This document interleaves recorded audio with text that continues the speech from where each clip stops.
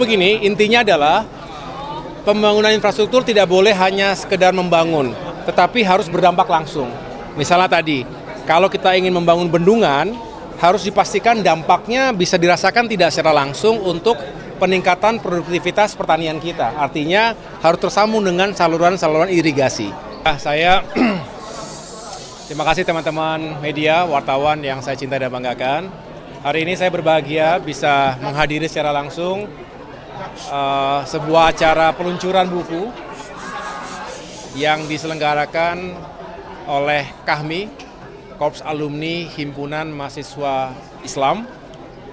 Bersama saya ada Koordinator Presidium KAHMI, Bapak Herman Hairon, dan tentunya tadi keluarga besar KAHMI hadir untuk sama-sama kita berdiskusi, karena ini adalah acara diskusi publik juga, bagaimana melihat Indonesia 5 tahun ke depan. Tentu kita baru saja melewati sebuah milestone yang sering dianggap sebagai hal yang baik untuk mengetahui bagaimana 100 hari pertama pemerintahan atau kabinet merah putih yang dipimpin langsung oleh Bapak Presiden Prabowo Subianto.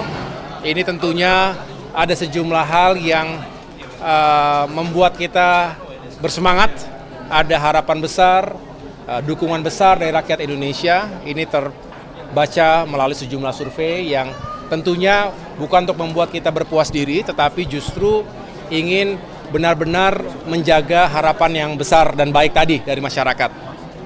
Di bidang yang kami ampuh saat ini, yaitu infrastruktur dan pembangunan kewilayahan, tentu ini juga penting untuk bisa kita kawal bersama-sama.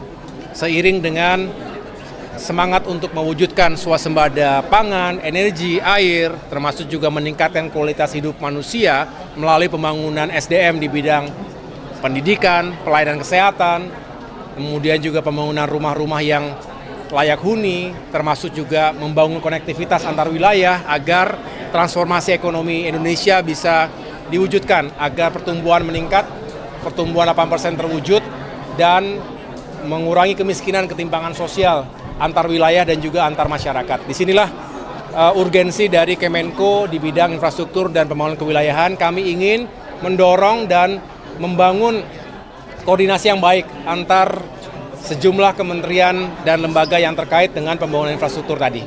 Jadi saya mengucapkan terima kasih dan sekaligus selamat kepada KAHMI yang juga menghadirkan gagasan pemikiran melalui buku yang bisa dibaca secara umum dan sangat baik untuk menjadi masukan bagi pemerintah dan kabinet ke depan. Mas, tadi kan sempat di dalam disinggung soal masalah MBG ya, gizi gratis. Bahwa ini kan terkait dengan serangga yang bisa dijadikan untuk nggak ada hubungan dengan komentar ya, silakan. Program swasembada pangan itu sendiri, apakah nantinya pembangunan infrastruktur akan kembali dilanjutkan atau akan ada? Jadi begini, intinya adalah pembangunan infrastruktur tidak boleh hanya sekedar membangun, tetapi harus berdampak langsung.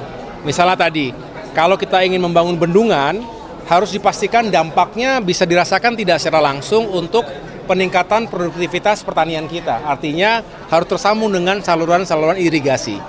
Nah, bendungan, sekali lagi menggunakan contoh bendungan, ini juga tidak hanya untuk suplai air bersih, tidak hanya untuk pengairan sawah, tetapi juga bagaimana bisa dioptimalkan untuk pembangkit listrik, baik PLTA maupun pembangkit listrik tenaga surya yang sifatnya terapung, ya menggunakan solar panel dan lain sebagainya. Termasuk kita membutuhkan berbagai pembangunan infrastruktur dasar, jalan-jalan agar mendekatkan produksi tani ke pasar. Jadi banyak hal yang terkait dengan infrastruktur yang kalau dijalankan dengan optimal bisa mendukung tadi terciptanya swasembada pangan. Food estate adalah salah satu bagian dari upaya membangun atau menghadirkan swasembada pangan. Tetapi harus dikelola dengan sebaik mungkin dan terintegrasi dengan baik. Cukup? Soal evaluasi PSN ini baru muncul setelah hasil 100 hari atau gimana? Setahu saya PSN ini memang harus terus dievaluasi. Jadi Bapak Presiden Prabowo juga menyampaikan kepada jajaran kabinet PSN yang sudah terdata ada 280 sekian PSN ya, yang ini juga sudah berjalan sekian tahun terakhir. Tidak hanya tentu terkait dengan infrastruktur, karena ini berkaitan dengan ekonomi, berkaitan dengan berbagai elemen mengapa sebuah proyek dikatakan sebagai PSN. Nah, disinilah Bapak Presiden berharap kita review dengan baik, kita evaluasi dengan baik bersama-sama. Apakah sudah on the track, apakah sudah sesuai dengan tujuan awal dan progresnya baik, atau ada hal-hal yang perlu dievaluasi, perlu dilakukan penyesuaian-penyesuaian. Karena sekali lagi, tentu pembangunan itu selalu dihadapkan pada anggaran, fiskal. Nah, kita tahu bahwa semangat untuk pembangunan yang tepat sasaran ini juga konsekuensinya pada penentuan prioritas, dihadapkan pada keterbatasan anggaran. Namun, ini juga menjadi pelecut bagi kami untuk mencari sumber-sumber pendanaan pembangunan infrastruktur yang juga kredibel dan yang kreatif, yang inovatif. Tidak hanya bergantung pada APBN. Kita harus mencari investasi. Investasi datang dari dalam dan luar negeri yang sekali lagi bisa membantu pemerintah melalui skema-skema yang baik, ya, kerjasama yang baik, agar bisa melanjutkan pembangunan infrastruktur, termasuk infrastruktur yang tadi diharapkan bisa memberikan dampak langsung pada pertumbuhan ekonomi yang tinggi. Oke. Nah, sementara faktanya kan banyak sekarang ada kesenjangan sosial antara masyarakat pedesaan dan perkotaan, terlebih yang di wilayah 3T. Bagaimana tanggapan Pak terkait hal itu? Ya, itulah menjadi tantangan tadi. Dan dalam buku juga kami sudah sampaikan bahwa konektivitas itu juga akan menjadikan faktor pemerataan, faktor kesejahteraan berkeadilan. Karena apa? Daerah-daerah yang 3T tadi bisa dijangkau dengan infrastruktur. Oleh karena tadi selaras dengan apa yang disampaikan oleh Menko Infrastruktur, bahwa memang pembangunan diarahkan bukan hanya bisa membangun, tetapi nilai manfaatnya yang tentu itu juga akan menjadi key performance indicator. Jadi saya kira udah nyambung lah pemikirannya Kahmi, saya sebagai Presidium Majelis Nasional, tadi Pak Menko, artinya bahwa sudah ada keselarasan antara pemikiran Kahmi dengan pemerintahan Pak Prabowo Subianto gitu. Apalagi? Bang, target dalam beberapa hari ke depannya apa Pak? Pemerintah sendiri?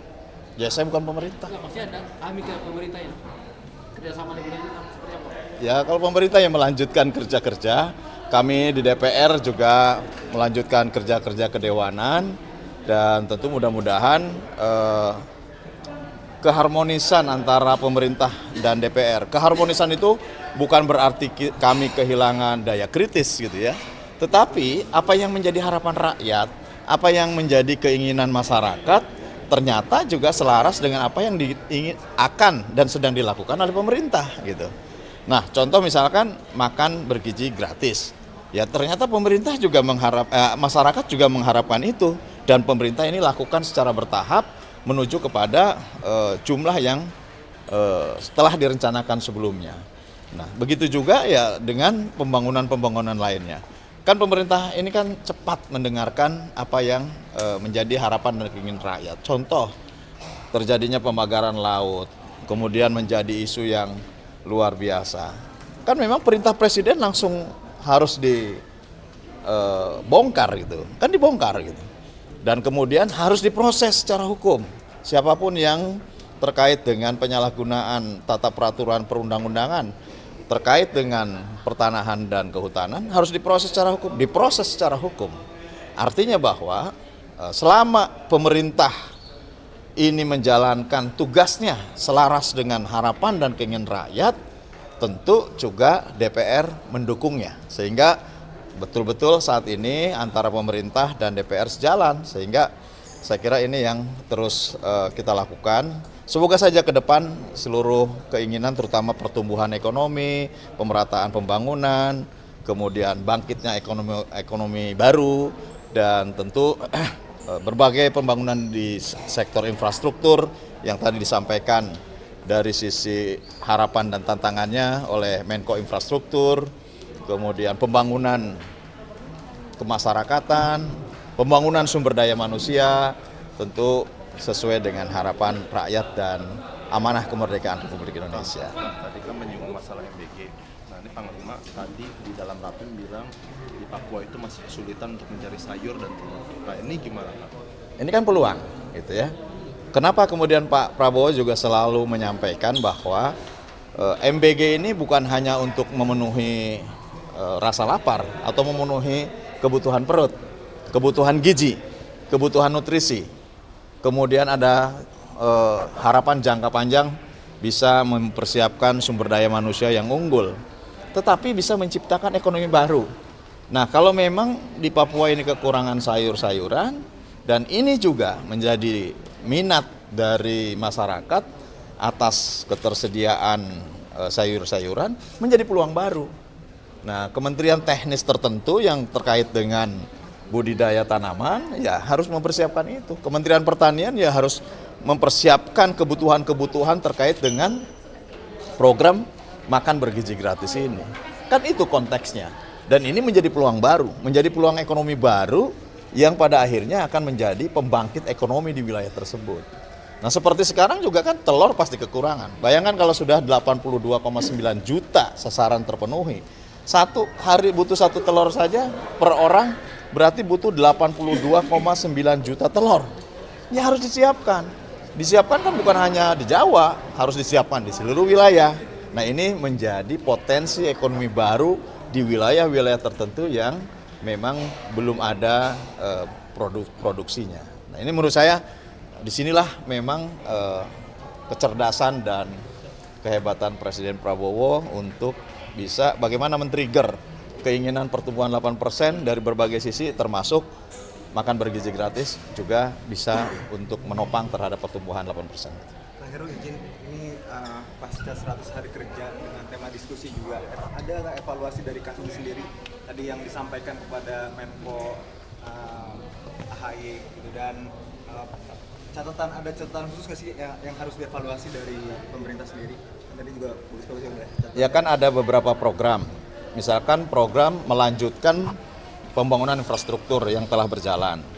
Ya, kita kan bisa melihat ya, ini memang sedang berlangsung, ini masih berlangsung untuk melakukan evaluasi.